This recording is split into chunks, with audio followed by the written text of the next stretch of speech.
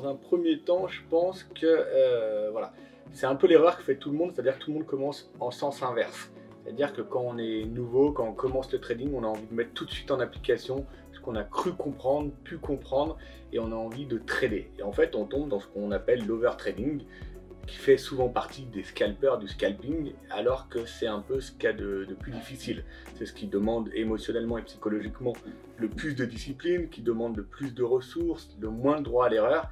Et en fait, je pense que beaucoup de monde perd en trading au départ parce qu'il commence justement par ce scalping, au lieu d'apprendre déjà dans un premier temps à établir déjà un plan de trading, c'est-à-dire une position par semaine ou une position par jour avec des objectifs précis, un stop loss précis et surtout pourquoi ils prennent et ils mettent en application ce plan. Alors que quand vous tombez dans le scalping, tout de suite vous êtes dans un mode psychologique d'overtrading et vous savez même plus à la fin pourquoi vous achetez, vous vendez. Et suffit que vous tombez une journée où il y a un peu, voilà, où il y a un peu de flux ou un peu de désordre sur les marchés, un peu d'annonces, un peu de nouvelles qui tombent, et où le marché monte, baisse, vous allez simplement vous faire balayer. Alors qu'en mettant en application dans un premier temps des principes de base de sécurité au travers d'un plan de trading établi, ça va être beaucoup plus simple pour vous à mettre en place en tant que débutant sur les marchés.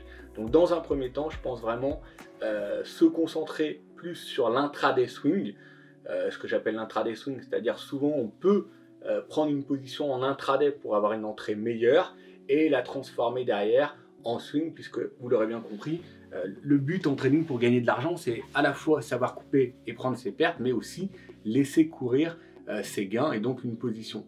Donc je pense qu'en débutant, se fixer un maximum de 1 à 2 trades par semaine, suivant une méthode, suivant quelque chose que vous avez compris avant de prendre la position. C'est avant tout, c'est la comprendre.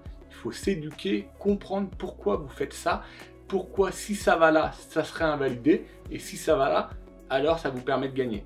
Donc voilà, je pense dans un premier temps, c'est le premier conseil que je donnerais par rapport au scalping, intraday et swing. Moi je pense que en fait c'est un rapport à l'argent qui est différent en fait. C'est-à-dire que les gens ont souvent la vision que quand ils vont travailler par exemple dans un travail normal, il faut travailler plus pour gagner plus entre guillemets. Donc c'est-à-dire plus on fait d'heures, plus on est rémunéré au taux horaire, donc plus on gagne d'argent. Et du coup ils vont reproduire la même chose en trading, c'est-à-dire qu'ils vont se dire plus je travaille, plus je passe de trade et plus je dois gagner de l'argent. Alors que le trading, comme tous les métiers où il y a de l'argent, c'est des métiers qui sont payés à la décision et pas au volume entre guillemets. Donc c'est pas plus je vais trader, plus je vais gagner d'argent, c'est plus je prends de bonnes décisions, plus je vais gagner d'argent. Et des bonnes décisions, il n'y en a pas tous les jours à prendre. Enfin la plupart des bonnes décisions à prendre d'ailleurs c'est de ne pas trader, parce que statistiquement je crois que les séances de day trading ou scalping rentable c'est 20% du temps, c'est-à-dire que sur un mois, il y a 4 séances où on gagne de l'argent et 16 séances où on est flat ou négatif statistiquement parlant. Donc partant de ce constat-là où on sait qu'il y a 20% des séances dans le mois où on va être positif, il n'y a que 20 séances, il n'y a que 4 journées où on va trader en fait. Donc c'est pour ça, comme disait Rodolphe, le scalping ou l'intraday, c'est des trucs qui sont normalement réservés aux gens les plus expérimentés. Il faut savoir reconnaître ces séances où on va gagner de l'argent, il y en a 3, 4, 5, allez, dans certains mois. Mais c'est des séances très précises, c'est des séances où souvent il y a de la volatilité, où le marché est directionnel. Si le marché était directionnel tous les jours, ça serait le rêve de tout le monde, hein, je pense. C'est que c'est là où il y a le plus d'argent à gagner et c'est le plus facile de trader, il suffit juste d'acheter ou de vendre. Enfin, le marché il monte ou il descend très fortement.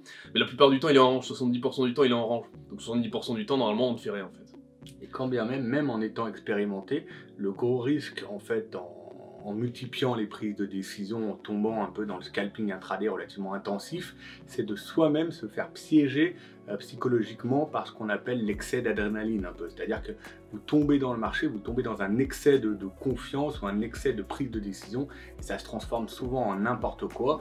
Et c'est pour ça que la plupart du temps, les scalpers, même des scalpers expérimentés, vont arriver à faire une journée magnifique et puis on sait pas pourquoi, il y a un petit moment, il y a le petit démon qui arrive, qui vient tout craquer le système, il y a un emballement psychologique et émotionnel incontrôlable et il va ruiner sa journée, repère tous ses gains, voire même creuser son capital.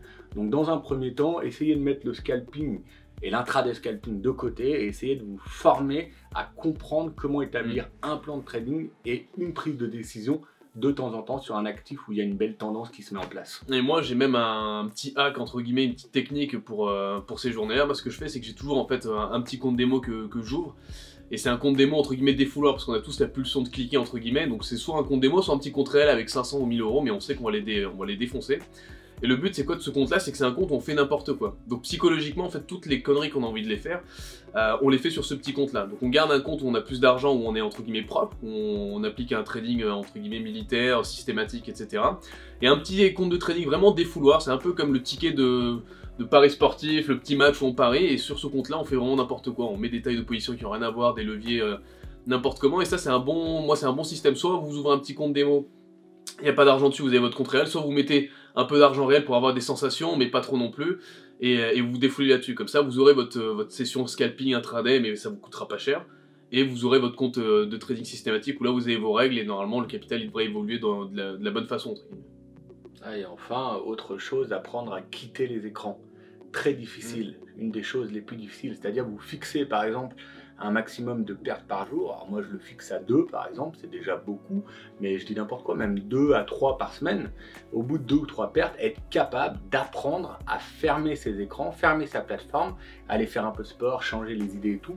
C'est-à-dire apprendre d'une part à prendre ses pertes, à accepter ses pertes et à prendre le temps de digestion des pertes avant de revenir sur les marchés. Sinon vous allez vous multiplier et tomber dans une spirale infernale, et derrière on en sort très difficilement, quoi.